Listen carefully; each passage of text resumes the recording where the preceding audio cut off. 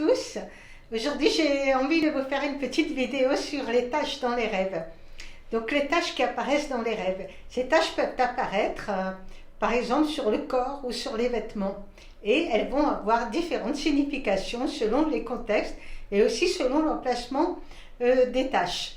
Par exemple, si vous vous retrouvez dans un rêve avec une grosse tache sur le visage, des grosses taches sur le visage, et que vous avez la sensation d'être défiguré, bien dans ce cas-là, la signification très probable du rêve, puisque ça va être différent selon les personnes et selon les contextes, ça va être qu'il y a des personnes de votre entourage qui vous jugent mal, qui ne voient pas qui vous êtes et qui vous donnent la sensation d'être défiguré.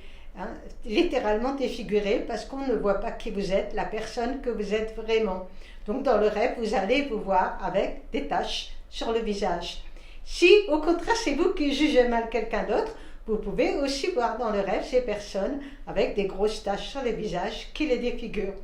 Voilà. Donc les taches sur le visage, c'est quand même relativement rare par rapport aux taches qu'on voit dans les rêves apparaître sur le corps ou sur les vêtements.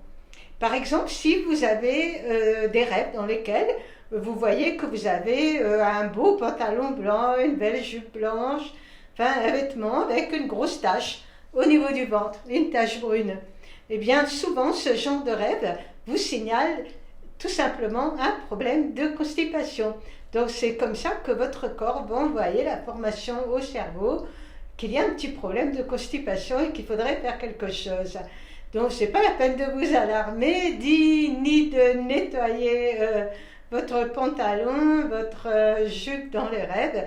Il suffit de prendre un laxatif et dans la plupart des cas, eh bien la tache s'en va, aussi bien dans le rêve que dans la réalité. Voilà. L'avantage des rêves, c'est que les rêves nous signalent très longtemps à l'avance les petits problèmes qui sont en préparation dans le corps et qui sont souvent dus à des toxines.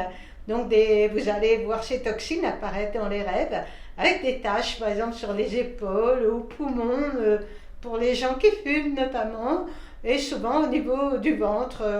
Ça c'est un rêve très fréquent parce qu'on peut tous avoir des constipations occasionnelles ou bien qui durent depuis très longtemps.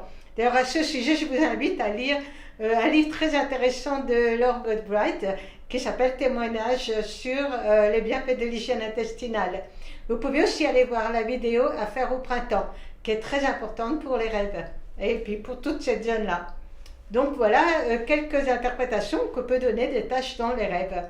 Bien sûr qu'on va rêver de taches sur des vêtements qui concernent nos proches. Il faudra être très prudent par rapport à ce qu'on va leur dire.